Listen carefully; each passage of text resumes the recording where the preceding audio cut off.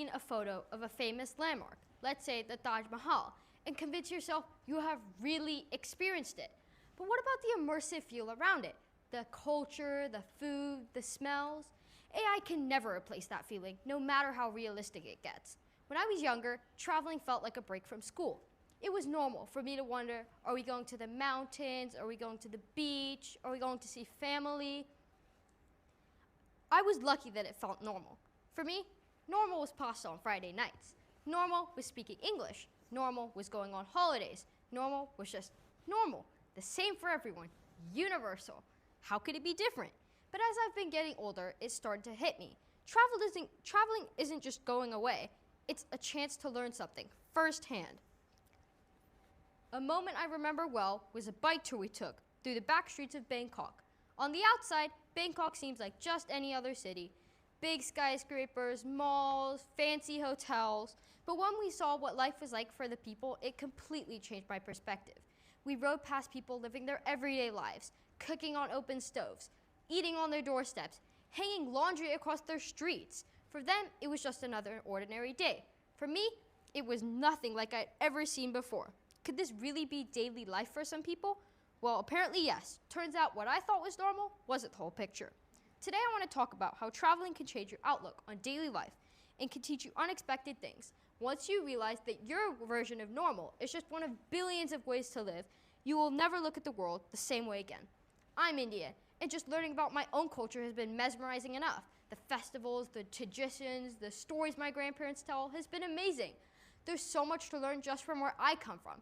That's exactly why I think it's so important to learn about other cultures. If my own culture is this rich and complex, imagine how much there is to learn from everyone else's. So why is traveling important? Well, there are many, many reasons. I'll give you a few. Firstly, you collect experiences, which as my mom always says, lasts a lot longer than items. Furthermore, you are given a chance to build real connections, not online ones. Additionally, the more you take in, the more creativity you build. Finally, and perhaps most importantly, traveling teaches you open-mindedness. And I think that we can all agree that our world would benefit from more open-mindedness. Let me explain these just a little further.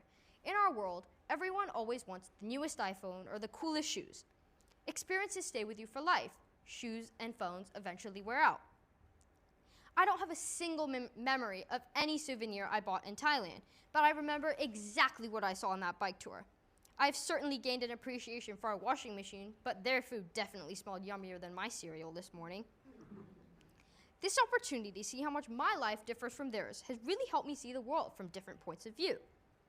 Now, there's something watching local women pick tea in the hills of Sri Lanka and giving it a go myself under a very hot sun taught me and my family what a hard life is like. I would have thought they would have been miserable, sitting under the sun, picking tea leaves all day, but they were so happy and content because for them, this was an ordinary day. For me, it was completely different. Now, there's something special about connecting with people in person that you can't just get from a text or call. This is what made COVID so hard for people. My grandparents only live 20 minutes away, but when I see them for dinner or briefly if they're dropping something off, the connection stays with us much longer than a quick FaceTime call.